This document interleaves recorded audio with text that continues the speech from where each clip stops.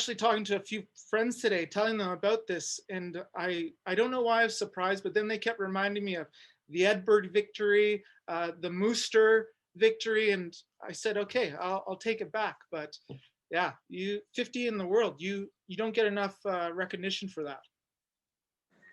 Yeah, I don't know what to say.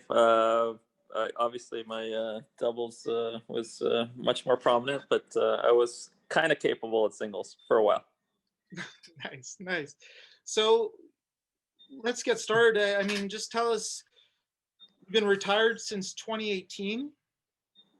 What's life been like now that you're a regular human being? You're off the tour. Tell us what's the day in the life of a Daniel Nestor. Well, most recently, since COVID started, we got a dog. We thought it would be a great time, considering spending more time at home, more time in not traveling as much, and so it would be ideal opportunity. Plus, obviously, it's amazing experience having a dog, and we've had a great time. His name's Lucky, so we've had a lot of time with Lucky, and at least two walks to the park a day by me. So that's what I look forward to now, as well as spending time with the family and that kind of stuff. So I need to ask, because I really hope my wife's not listening to this right now, because she's pressuring me to get a dog.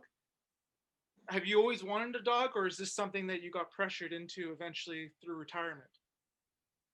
Well, I've never had a pet, but we actually started it off with a hamster about a year ago, and it felt like we were capable of handling that, and it's time to move on up, and so we ventured out and got a dog, and it's been pretty rewarding, and yeah, I mean, there's little things here and there that as new dog owners was a little bit of a challenge, but he's a good dog, and we've had a great time. That's awesome. That's awesome. Is there anything else you're doing now since you've been retired? Are you still involved in tennis? Still out there in the tennis community, or have you gone to other adventures? Well, you did invite me twice to your club to for the Challenger, so I was involved with that. So yeah, I'm still involved in tennis. I know where my strengths lie, which aren't many, but tennis is one, and I really enjoy being on the court. I spend quite a bit of time with my kids, and but I was working for the federation, but unfortunately, because of COVID, that those plans all got halted because of all the cancellations with tournaments and with all the new restrictions and stuff. So I was hoping to do some stuff around some clubs around Toronto, but again, with all the limitations, that's been tough. But yeah, that's where the future lies, and I'm actually not that upset about not traveling. I definitely got that out of my system from the tour, and I really like being in one place, and so that part of it's been good. Unfortunately, the rest hasn't been so good for everyone, but it's there's some small things that can be enjoyed through this. Yeah, that's actually what it was. One of my questions I had for you. Now that you've been off the tour, is there anything that you're actually missing being on the tour? No, Not at all. I mean, yeah, okay, I'm lying. I mean, yeah, there's probably times where I miss a moment of competing in a big match, and seeing a beautiful city around the world. That's obviously amazing for everyone to do, but I never enjoyed the travel aspect of it. I hated flying. I hated leaving. Obviously loved ones was not easy, so that part of it I really never liked, and so I would be happy never to get on a plane again unless I go to Calgary. Great answer. Great answer. Okay, so I got a number of different areas to ask you about. I got your junior career, I got post-career, which we've already discussed, and I got professional career, but I'm already getting tons of questions. So I want to go to a first question here. It's from Jaron. It's, what age did you actually start playing tennis? I started when I was about 8, maybe a little bit late, but also probably helped me too, because didn't overdo it in my early years with tennis. I played other sports, and maybe that kept me more interested. And yeah, so 8, I think that's probably a little bit late for a pro, but again, it I didn't burn out or anything. I didn't start hating the sport until I got older. So But it was good. So who introduced you at 8 years old to tennis? Like what made you get started in it? Was it mom, dad, a family friend? What got you going in the sport? Well, we lived in an apartment building. I moved from Serbia to Canada when I was young, and we lived in an apartment building. And right beside that apartment building, there was tennis courts, a nice public facility. And my dad and my brother started playing. Tennis was popular in the 70s, late 70s. The Borg, McEnroe, Connors rivalries were pretty exciting. And so I loved watching it on TV, and they would play, but they wouldn't let me play with them, and so I started hitting the wall, and I think the fact that they didn't let me play made me upset to want to get better, good enough to play with them, and eventually that happened, and so slowly, I got more interested, and I started focusing more on tennis. Nice, nice.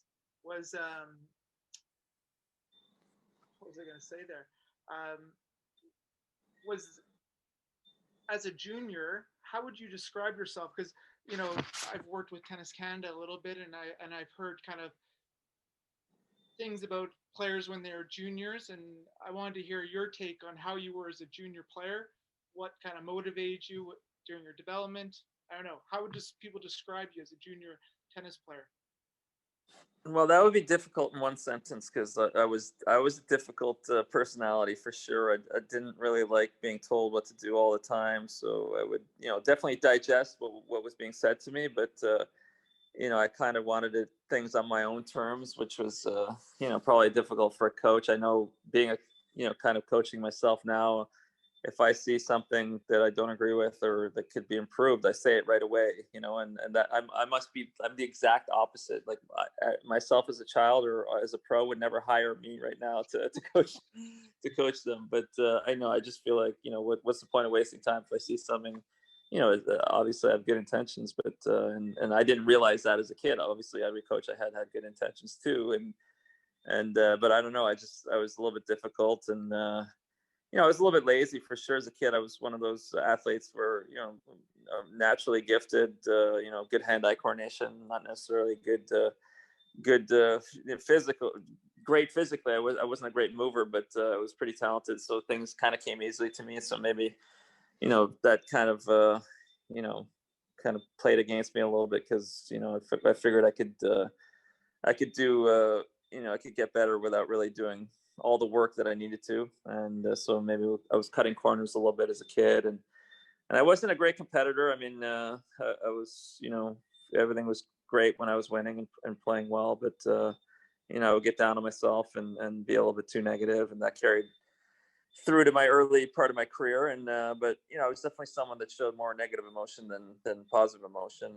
And but it was I at the same time I was I guess my parents really instilled some good values, and so I kind of, as I started getting older, I started to feel a little guilty if I didn't put in the time or the proper work in. So I would say it was a very slow, gradual ascension, uh, uh, mentally or emotionally or maturity, especially. My maturity level was late to bloom, and so I would say I just didn't kind of get what it was all about until I got on tour, and then I slowly started to become very professional, and I think that's one of the reasons why I played so long, is because I kind of made up for lost time, because I felt like I made a lot of mistakes growing up. I didn't really maximize my opportunities, but I learned, and on my own terms too often, and then eventually I became a very professional, and I dedicated myself the way a professional athlete should, and by the end I was absolutely crazy. I wanted to win every match, and I would do anything to win, and I went from being a kid that if I won, great. If I lost, no big deal when I was younger, to, being over competitive and probably playing a little bit too long, maybe not realizing my time was up when it should have been, when I should have. Was there any coach or person that helped foster that? Because that's a big change from being, you're saying lazy, not competitive, to all of a sudden now super competitive to where even in fantasy football or fantasy hockey, you want to win it. Yeah. So, Well, I wouldn't say not competitive. I was competitive, but in kind of in my comfort zone. Like you know, when I felt comfortable in a situation, I wanted to be the best. But I never had aspirations to be the best in the world, or that was a slow kind of progression. You hear these kids now, Dennis and Felix and Milos, Vasek, Jeannie, whatever, Bianca. I mean, these players are all amazing, but they, you sense it from a young age. They knew they wanted to be professional tennis players and they want to be number one in the world. That wasn't me. I mean, I was playing because I was good at it, and it was fun. I liked playing. I just didn't know where it was going to take me, and I like being good at something, and that helped my confidence for sure. But I wasn't dreaming of being a professional tennis player. It was only until my choices were, go to school or or try playing pros, where I really said, okay, well, I'm gonna have to make a commitment out of this, because I wasn't. I mean, I was a pretty good student, but I wasn't. Again, I wasn't really ready to focus on anything at that point in my life. yeah, there. I got a question here. Shanana, I think I have it right here. Did any of your family members have a tennis background, or were you self-taught? Well, no, none of them had any real athletic background. But obviously my parents were involved when I was starting to have results and play more and more tournaments, and obviously they were very they wanted me to do the best I could, and they were pretty tough on me, and it was tough for me at the same time, because I felt pressure from that. Again, at a young age, I didn't really know what was going on. I was just good at something. I wasn't. I was playing it because I was good and I like competing, but I wasn't. I didn't have big dreams, and my parents probably, from coaches and other people were saying, "Wow, he's pretty talented," and so they probably were pushing me like any parent would, and I was kind of backing away at times, and so it must have been frustrating for them for sure, but they were definitely involved. So one big thing when we work with our juniors is goal setting. So would you say Yeah. you didn't really have too much goal setting when for like being a pro? It just kind of over time just evolved, it sound like. Yeah, I mean, this is just, it's a different generation. I mean, the kids, I see my daughter, like, she's playing junior tournaments a little bit in Ontario, and I remember when in junior tournaments, and when I was that age, there was 6, 8 girls, 12 girls sometimes playing. Now it's like the draws are like 32, but there's like 60 girls that can't play, and because the entries, like, it's very popular now. Boys tennis was always pretty competitive, but I'm sure it's more competitive now. And I mean, it's a progression. I mean, Guy Lafleur used to smoke in the locker room in the '70s when. I mean, that's what I heard. I don't want to take anything away, but that you heard stories like that in the late '70s, and then in the '80s, it's starting to get more and more into nutrition. But when I was hungry in a match in a big junior match, I would point to my dad and tell him I'm hungry, and he would bring me a Coke and a bag of chips.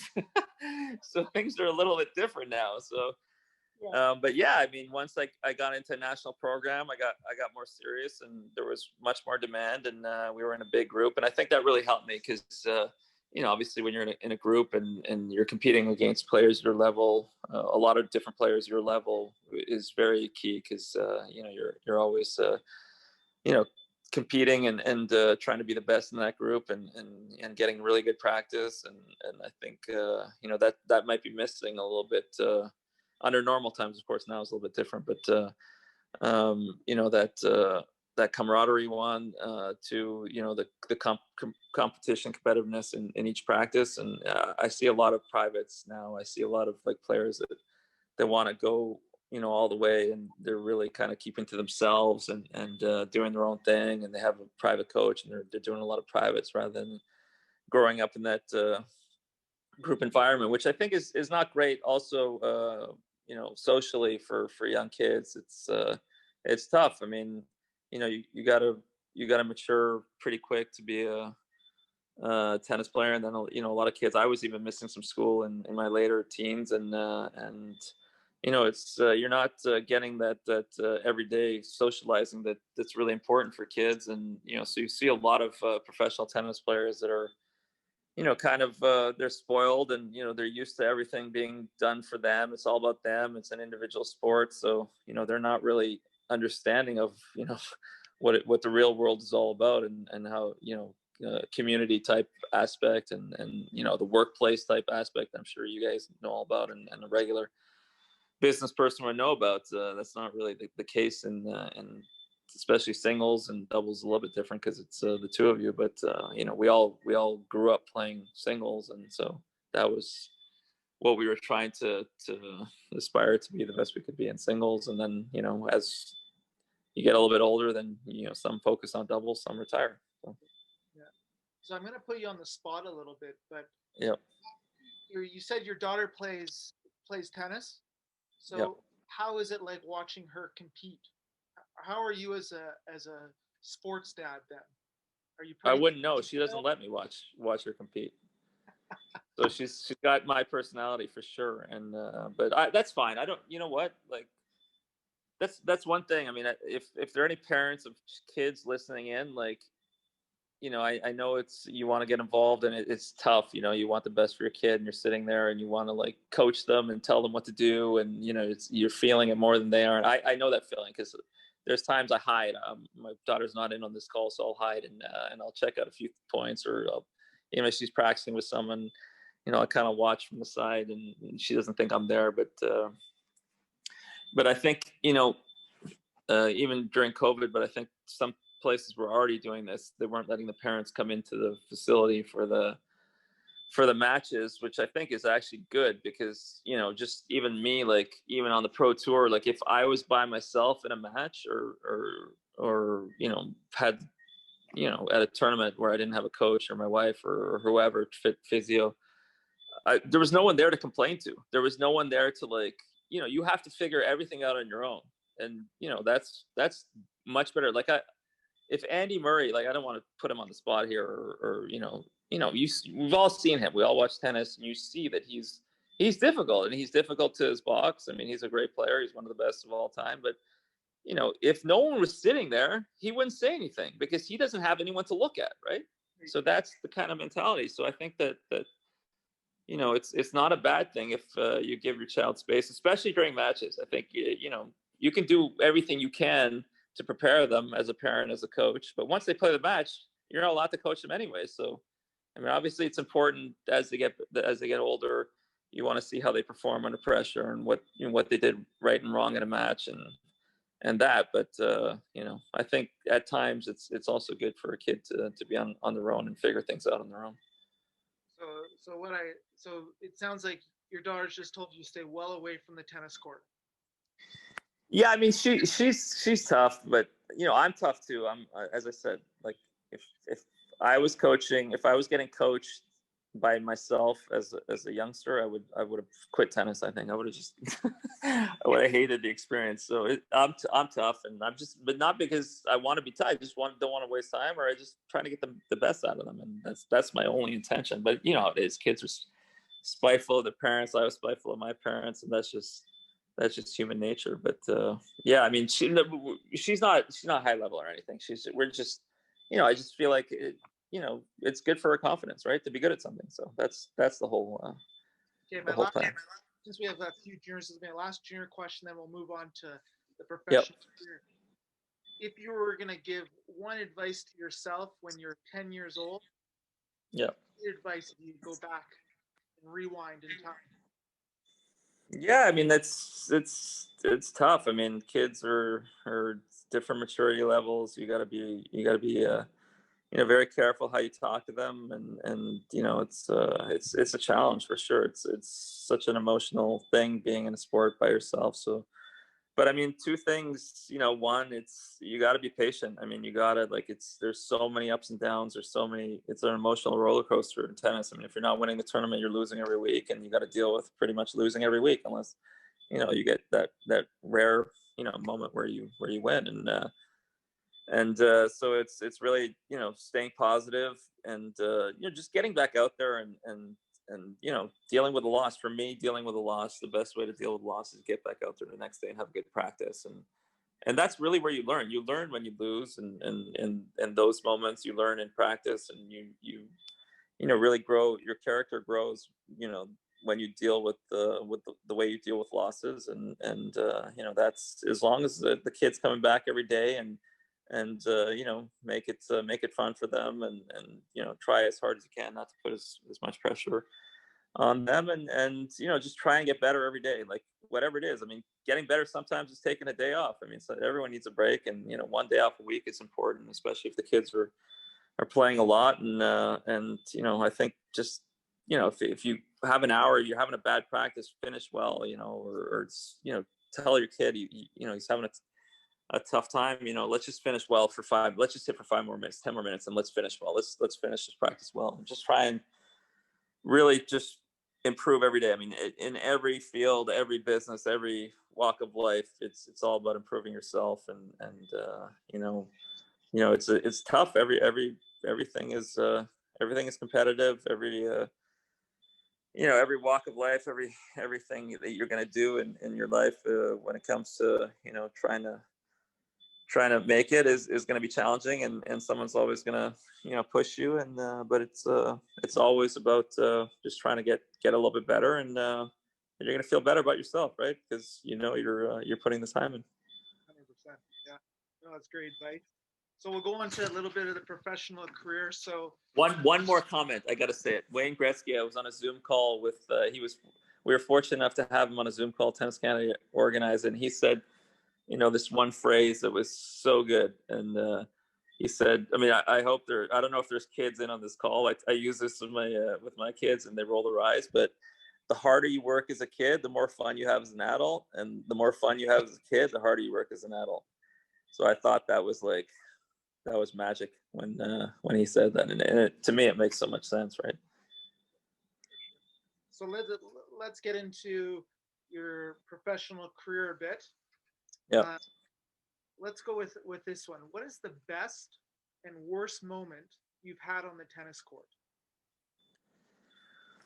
Oh boy. Well, best. I mean, either winning the Olympics or winning Wimbledon. I would say the first time it was the first time we won Wimbledon. It was such we wanted to win so badly, and it was just one of those matches where we weren't playing that great, and you know, both teams were it was a 50-50 match, and we just snuck out the first set, like 18-16 in the first set tiebreaker, something crazy like that.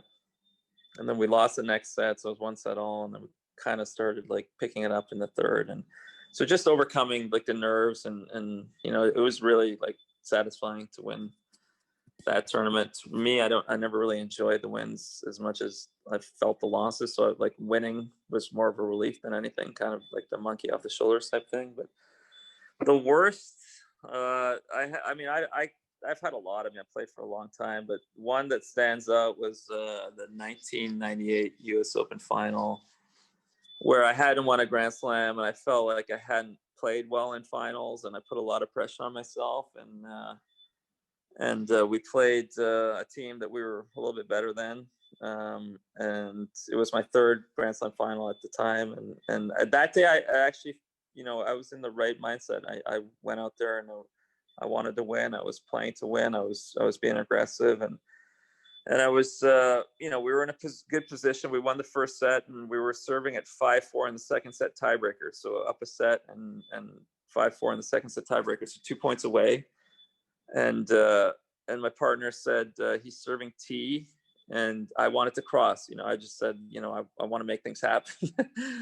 And he said, no, just stay. And you know, the thing was, like, we played the Bryans a lot, and I think that this was after the fact that we weren't playing them in this match, but one of their girlfriends told my girlfriend at the time. They said, you know, the Bryans, they like playing you guys because you play so straight up, you know, like which basically means that my partner and I we're talented players, and if we're playing well, we would win. But if we weren't playing well, we weren't going to win, and we weren't necessarily doing enough to to distract our opponents who are crossing and all that stuff that all the best teams are doing. We were just relying on shot making too much. So I thought like that was kind of in the back of my head, and that we play too much like that. So, you know, my partner said stay, and I said to myself, no, I'm just gonna go. I don't care what he said.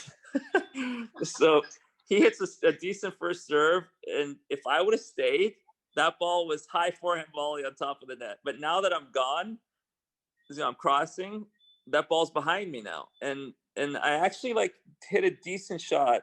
Like the ball's behind me, so I have to hit a backhand. I'm in the air and I'm going the other direction, so I'm not going to get much on this ball. So I had to use two hands, and I hit a pretty good volley at the opponent who's at the net, and he just reflexed it back up to me, and I just hit a winner off to the side, you know. But my racket clipped the top of the net on the fall through, and it was like I've never had that happen in my life. I just was so aggressive that I was so close to the net, you know, and I guess that just. And how was the communication after that point ended with your partner? I don't even think he knew that I hit the net. So I think he was happy at first, thinking we won the point. And then the umpire was like, touch, net interference or whatever, 5-0. I didn't argue it. It was so obvious. And so, you know, we regrouped and we won the next point, and we actually had 2 match points after that. And we had a couple chances, but we didn't win. And the third set lasted about 5 minutes. We were out of it, and it was just, you know, there wasn't much communication. Our heads were down, and it was tough, and it was a tough one to get over for sure. It seems like you could remember it like it was yesterday. Not many things I can remember, but I can remember that one. Okay, I got a few questions from the chat here. So, yeah. Who is your favorite doubles player to play with? That's a good question. I mean, I had success with a few partners. You know, Knowles was my first really good partner, and you know, we were talented, but we were a little bit negative, and you know, it was, you know, not always the best experience on the court. We had great times off the court. He was a great guy, you know, popular guy in the locker room, and my next partner was Zimanic from Serbia, and you know, he was, you know, I had the best results with him. We were amazing together, but he had the personality that you know, he was also coaching me at the same time. So it was tough having him as a partner, and you know, always telling me what to do, even though at the time he was less accomplished. You know, he was younger and coming up the ranks, but he wasn't shy about telling me what to do. So that was a little bit tough, but you know, we had great results. So it was. You guys lost for how many years playing? Sorry. How many years did you guys play for? We played for 3, and then we split up, and then we played for 1 more, and so we played for 4 in total, and we had a good run. And then I played with a guy named Max Mirny, who was a very good singles player. He was top 20 in singles and a very good doubles player, and so he was probably the guy that was the most relaxed and the easiest going, and so that was a fun experience. I also played with Sebastian Leroux that I won the gold medal with. That was you know. We played really well in juniors, and you know, I wish we would have played more on tour, but you know, he didn't play much longer after the Olympics. So yeah, I would say Mirny was probably the most relaxed partner. So, you know, I enjoyed that probably the most. But you know, we won a lot with the others, so when you're winning, it's always enjoyable. Max gets the nod though for favorite partner. You would say? Final answer. Yeah, just because he was the most relaxed. I mean, it's okay. I had more success with Knowles and Zimanic, but just partner, yeah, it was fun playing with Max. Here's another question from Tammy. What is the hardest player that you've had to play against? The hardest player, well, when I was playing singles, I hated playing a guy like Andre Agassi because he returned serve so well. So I just felt like I had no chance against him. I actually played him, like, he blew me out a couple times, and one time was funny. He won the first set easy, and then I actually got up a break in the second, and he fired a ball at the stadium. This is right before he kind of spiraled for a while in his career. I don't know if you read his book. There was a time where he dropped off the map for a while, and he lost it mentally. He was kind of depressed, and I think he had a tough marriage with his first wife, Brooke Shields. So that might have been something going on in his head. So this was right before he kind of spiraled. He was still ranked pretty high at the time, but so he fires the ball out of stadium after I break him. I guess he didn't respect me very much, and the umpire gives him the the usual warning, and he just directly swears at him like "F you." The guy's name was Dana Lecanto. "F you, Dana." And I was kind of shocked. Like, I haven't really heard someone give it just one of those direct. Usually it's under your breath or or something like that. So the umpire immediately says, "Will the tournament referee please come onto the court?" Oh no. And so I'm sitting there. He's sitting there. We don't really know what's going on. They're just chatting, and all of a sudden, game, set, match, Nestor. Like, they defaulted him on the spot. It was crazy, and people were like throwing stuff, and because he wasn't a huge tournament, he was like the main attraction, and now he's out of the tournament, and I wasn't going to win the match. I mean, maybe I would have won the second set somehow, but I wasn't going to win the match.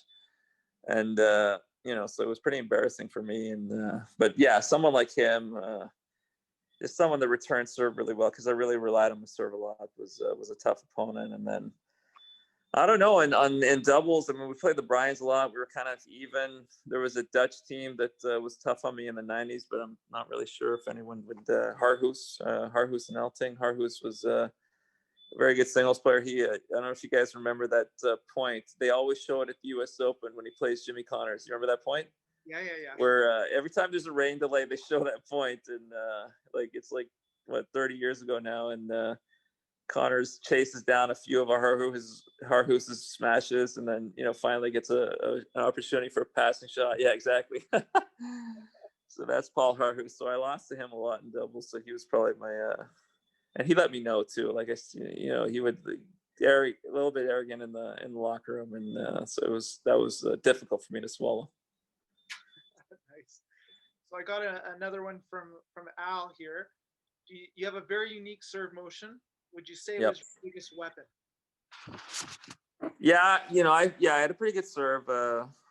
Probably it's my biggest weapon. I felt obviously pretty comfortable at the net too, but I mean, it wasn't like the most overpowering serve. It wasn't necessarily like I hit a lot of aces. I mean, I had a decent amount, but I would use it well. I felt like I would use it well to set up my first volley and a short ball or something like that. So I understood the spins well, and I had pretty good variation. So it's definitely good. My best part. Was there a part of your game that people maybe underappreciated? Returning volleys. I mean, I had the personality that I didn't really. I was kind of a perfectionist. I don't know. I guess that's Virgo trait. But I, which is good and bad, because I beat myself up a lot, and I was always kind of tough on myself after losses. But I didn't. If something was wrong in my game, I didn't want to have a hole in my game. So I always felt like I was pretty good at everything. I don't think I was the best at anything in doubles, but something that maybe I'm underappreciated. I don't know. I mean, had a pretty good forehand in singles, but mostly because I would go for big shots all the time, because I didn't want to run. I wanted the point to end, so I was going for huge forehands all the time. But I don't know. I don't know. But well, I can say from doing the doubles clinics together, your angle cross-court forehand is underappreciated. I've never seen someone be able to get that much angle on a little dipper. From the baseline or volley? From the baseline. So you're giving me a compliment now after you telling me that you're surprised that I was even respectable in singles. I felt like I needed to make up for that comment. Yeah, I appreciate that. Let's go a little bit to, you talked about when you won your first grand, or a little bit when you were able to be successful and win the Grand Slams.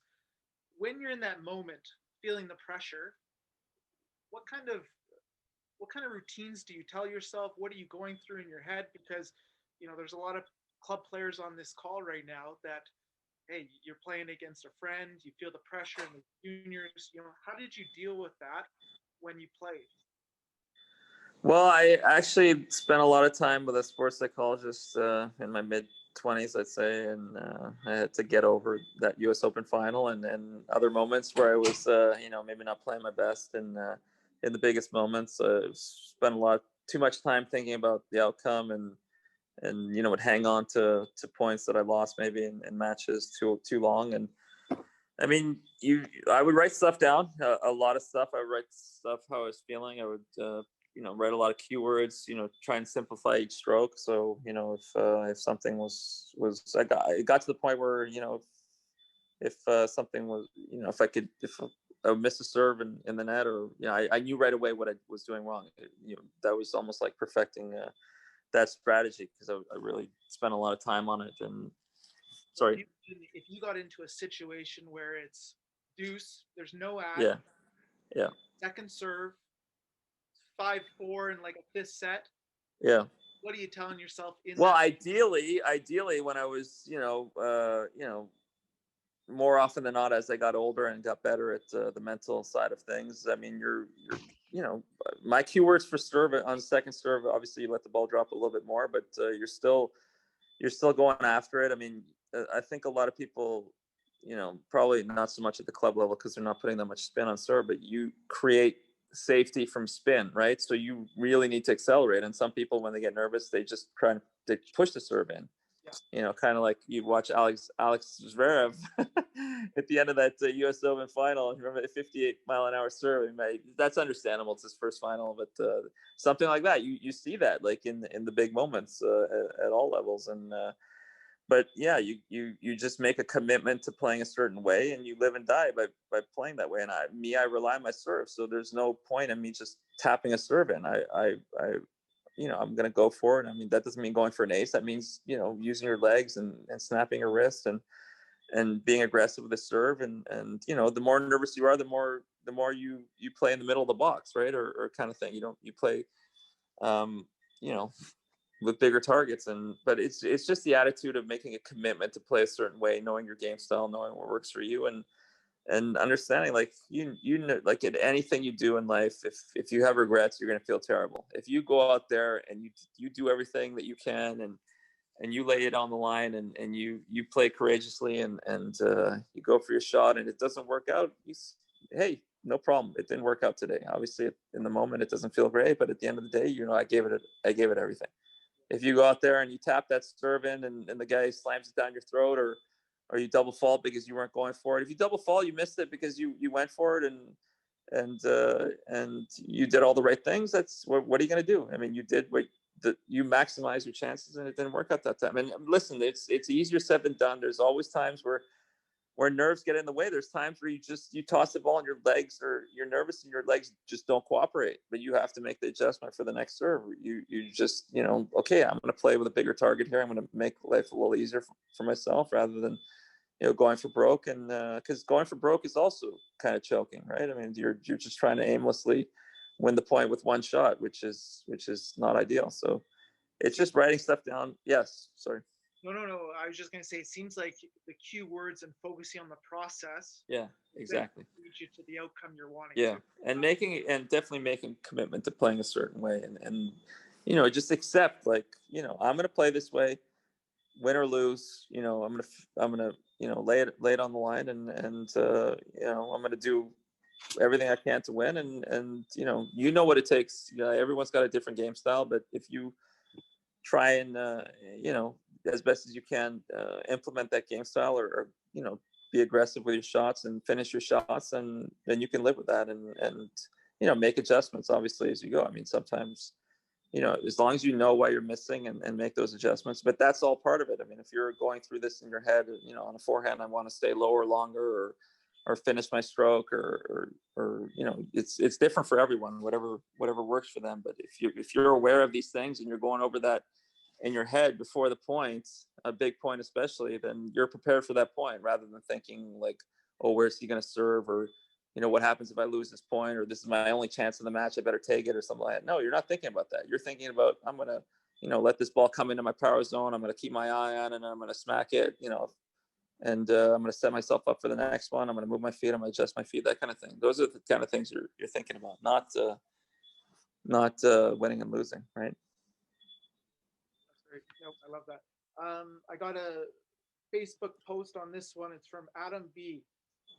I'm actually curious to hear the answer to this, because I'm getting older now too. How do you adjust your training as you spent more years on the tour? And said, what was your most memorable moment of your career?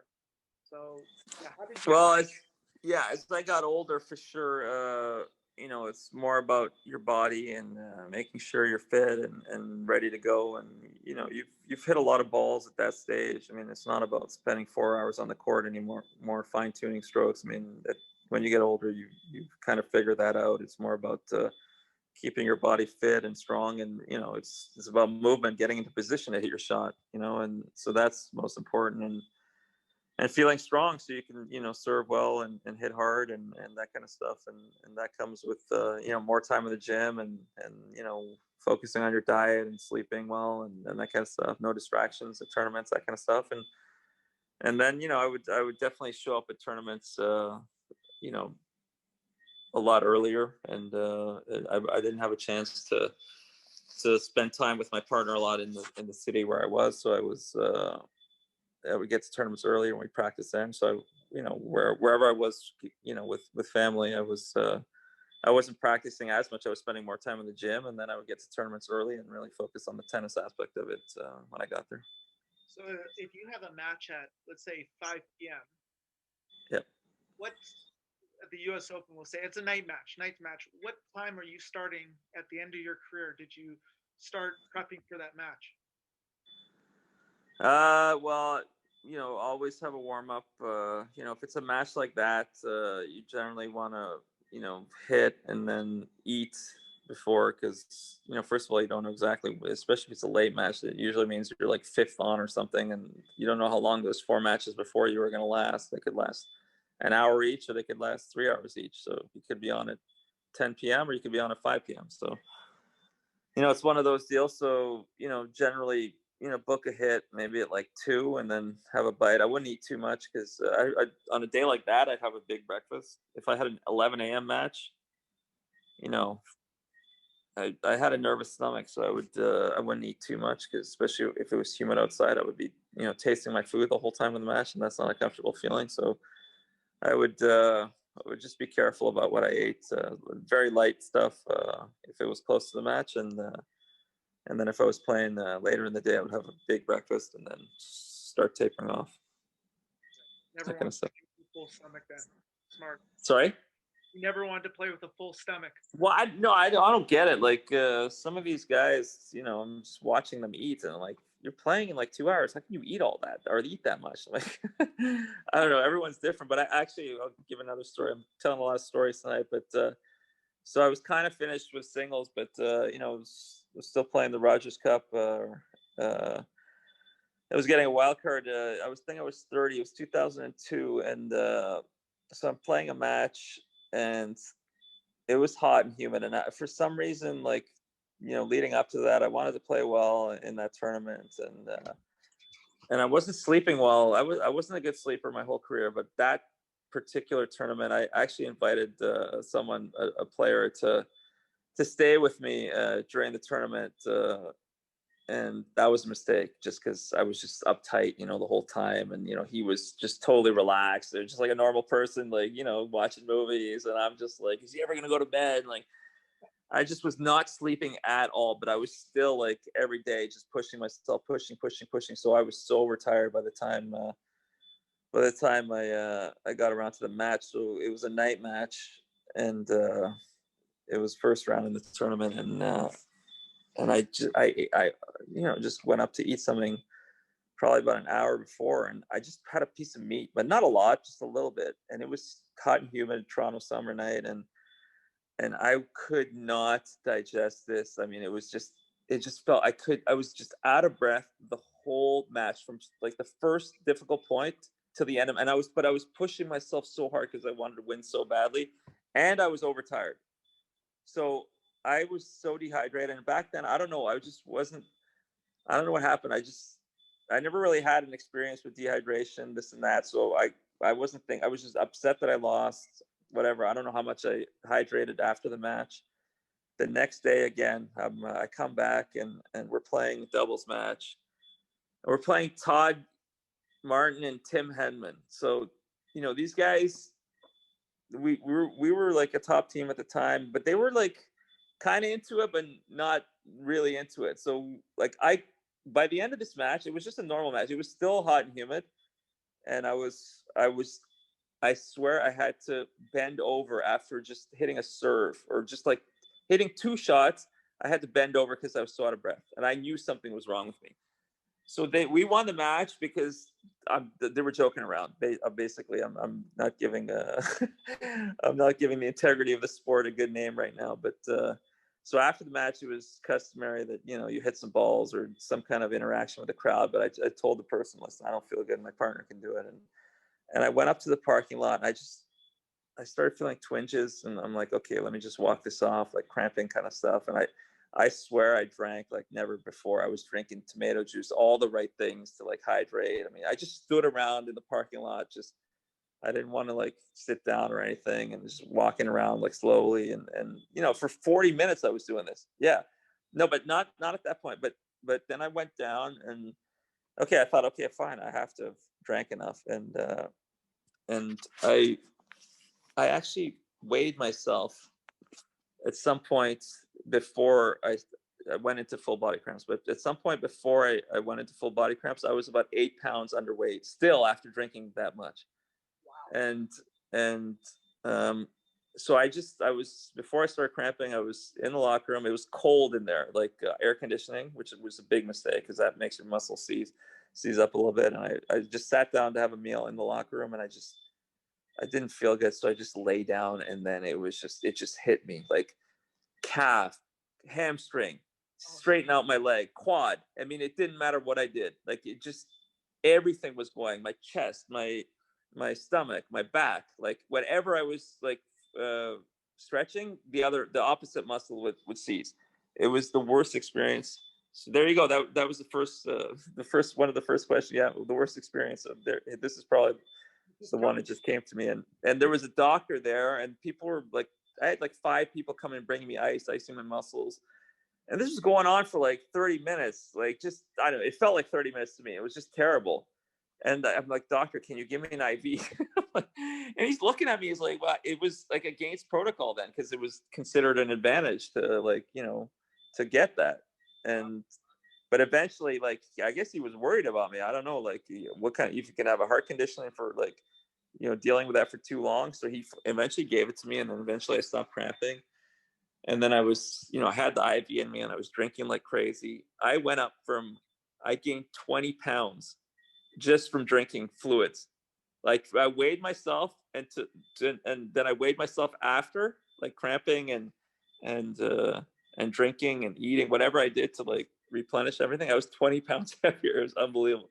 So I went to the hospital when I felt better, and I every 5 minutes I was going to the washroom because I drank that much. It was crazy. I spent the night in the hospital, but I felt okay the next day. That IV worked wonders, and we won our doubles match the next day. We played the next evening, and so it wasn't that bad. But the actual cramping, full body cramps, I don't. I often get into the discussion with my wife as to what's more painful, giving birth or full body cramps. So we won't go down that road. But for all the females on the chat, that's an incredible story. Wow, and yeah. You come back the next day and play.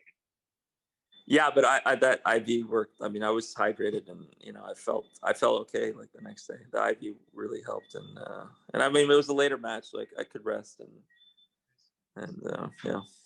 So I got another question here from Yep. Julie. You drove a whole new generation of players. Our current singles stars, Vasek, Felix, Dennis, Bianca, have great serves. In your opinion, what stroke of theirs is underrated? Theirs is underrated. Okay, so let's go one by one. Okay, Milos. We all know Milos because of his serve, but I think he's got a huge forehand too, and especially that inside-out forehand. He hits it. Like he uses it so well, and he moves great for a big guy. So Milos, yeah. So that's Milos. Dennis. I mean, the guy's such a great shot maker. I mean, how many guys can hit hit winners from anywhere like he can? What's underrated about him? I don't know what's underrated about him. I mean, his serve is huge, his forehand's huge, his backhand's huge. And The only. does he have Sorry. Does he have the mental game to He win? does. He has a great attitude. The only thing that I think that's tough for him is that the game has gotten so defensive. Like they've slowed the game down so much, and it's really helped. Like, you know, the more defensive-minded players, the kind of the retrievers. You know, you see the game. Everyone's 5 feet behind the baseline, running side to side. It's a different game than it was 20 years ago. And I think if he would have played in the '90s, you know, he would have already won a Grand Slam. You know, the way the courts were and the balls were. So I think it's just difficult for him because he is so good, but he has to be hot basically for 7 matches to win a Grand Slam. It's not easy, right? Whereas someone like Felix, you know, who's more defensive minded, he's so athletic and he can, you know, he can stay out there all day and he hits really well from both sides and you know, he's happy to engage in those 20 ball rallies, you know, whereas Dennis wants to, you know, as soon as he gets an opportunity, he's going to go for a shot. So, you know, for in that regard, I would say maybe even Felix has a better chance to win a Grand Slam. But you know, Dennis is, you know, I think right now he's our best player, obviously, and so underrated. I don't know if what's underrated. I mean, I don't know how to answer that. You can put pass if you want. Pass. I'll pass. Okay, so Felix. What's I mean, Felix? I don't know. He's so athletic and he's so capable on both sides. I mean, his serve, you know, kind of he has issues. I think his mindset's a little bit wrong with the second serve. I mean, he's too.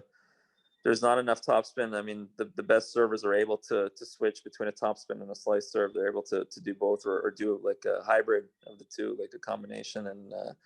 And he's too much on the slice side. So I think he's got to figure out the kick a little bit, and you know, he's got to get the targets out, I think, and really focus on those shorter kick serves. That once he gets the hand working in that movement, it's really going to help, you know, his confidence on second serves, you know, and being more reliable in those big moments. But I don't know what underrated. That's a tough question because these guys are, you know, top players in the world. I mean, Vasek, you know, I don't know if you guys are aware, but like his forehand. I mean, I remember practicing with him when he's a kid, and he was hitting forehands that were like, you know, half a foot off the ground, like just hitting rockets with so much spin and so much action. Like his inside in forehand is, I don't know if anyone hits that shot in the world as well as he does. And so that's, I don't know if you guys are aware of that shot, but yeah, he obviously does everything well, and he's a good athlete too. But I can't answer the women's side of things. I don't know them as well, but I can tell you our 4 best players. Okay, so let me say this: out of all these up and coming players, Canada's stars right now, who do you think, if you had a betting man, who's going to win the next Grand Slam, male or female? Dabrowski, does she count? Women's doubles? No. We'll go singles.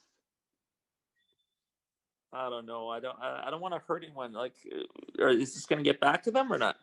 No. Can we keep this in a tight little community? I'm going to go with Felix. I'm going to go with Felix. Just, he's not as close as Dennis, but I like Dennis at Wimbledon. Yep, I could see it, but it's tough. I mean, the game is so physical now. It's so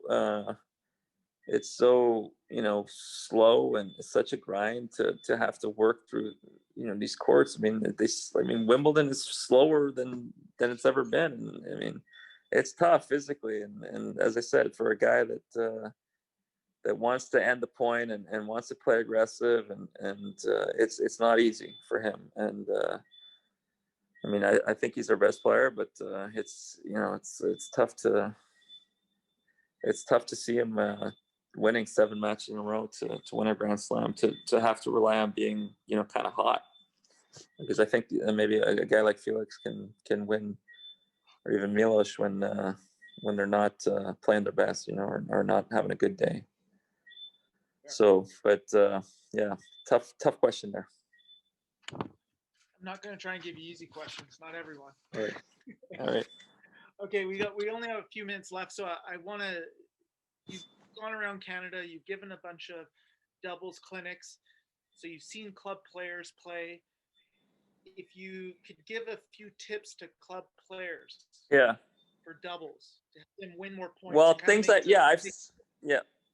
I've seen quite a bit. I mean, one thing that stands out often is positioning, right? Just the way the players start the point and the way they're moving around. Like, you know, for me, if your partner's serving, the most ideal place is right in the center of the box, right? And then your first step has to be forward, and your first step, you know, while it's forward, your shoulders have to be square too. So if your partner serves wide, you're kind of following the serve, you're going forward, but also a little bit diagonally. And then if it's a body serve, you're directly going forward. It's a key serve, again, diagonally the opposite way. But I really see club players, you know, starting in the wrong position one. And then once the point starts, generally there's a lot of cross-court rallies, and I see them moving around the box like way too much. You know, it should be just up and back, kind of, you know, a meter forward, between a meter length forward as your opponent's about to hit at the baseline, and then you're going back as his shot is past you at the net. He's hit a good cross court, and your partner's about to hit. You know, you're kind of on the way back in case your opponent at the net might make a move, so you're ready for that. You know, but generally it's just the movement of going forward as your opponent's about to hit, rather than, there's a lot of like even poaching. You know, someone wants to be aggressive, but they're moving sideways. You know, the first step has to be forward. You're cutting off the angle, and you're going to be closer to the net. And once you're closer to the net, you're able to do much more with the volley. You're able to finish the point much better. If you go directly across, even if you make a move, a good move where the ball's, you know, in your strike zone, you're too far from the net generally to do what you want to do with it, right? So I would say those two things. What do you say to people who are worried about being hit by the ball? Because again, you're gonna. Well, that's the thing. You can't, like, you know, you'd be surprised. Even the best, you know, the guys on tour, like, you see, they're trying to like protect themselves and hit a reflex at the same time. You can't do that. You have to, like, you're trying to make the shot. You can't worry about getting hit. If you want to be a great doubles player, you're just there to reflex the ball, not worry about getting hit and reflexing the ball. So once you have that in your head, that, you know, that little bit of fear, then it's going to take away from you. You're going to be tense. You don't want to be tense, and you're just not going to react as well. So it's you know, it's your job to maybe just take a ball, throw it at them, you know, while they're defenseless, get them used to being hit by a ball, and then, you know, maybe they'll be okay with it. That could be a new drill that you implement at the end of practice. We'll ask our families if that's okay if we use that in our fundamentals. No, not for kids, not for kids, for the adults. Okay, last question, which I think is fitting. It's from Tommy. Would like to know how much you're still playing today, and when you do get a chance to play, who are you playing with? Well, I play with my kids, but if I was gonna have a hit, I would hit. I'm a member of the Toronto Lawn in Toronto, and I hit with a kid named Taylor Hawthorne that most of you wouldn't know. You might know Simon Bartram's the head pro at the Lawn, and his son is the best player in Canada under 16. But now he doesn't want to hit with me anymore because I'm not good enough, or I'm not consistent enough, and so my game style isn't what he wants to be up against. So I don't hit with him anymore. So more with Taylor, and Taylor actually he traveled with Sloane Stevens and Barbara. I can't remember her name. Czech girl that's #1 in the world in doubles and top 100 in singles. So he knows what's going on, so we have some good hits and talk about the tour kind of stuff. Awesome. Yeah. Listen, I don't want to take up any more of your time. You've already been here for an hour. Okay. Thank you so much for coming. Yeah, on. thank you. Do this again. This was fun. Yeah, for sure. It's fun. Nice to talk to people. Now, not enough people talking to each other nowadays. So anytime. Awesome. Thanks All so right, much, Daniel. We appreciate it. Okay. Thanks a lot. See you. Thanks for everyone for joining. Appreciate it. Take care. Stay Yeah. safe.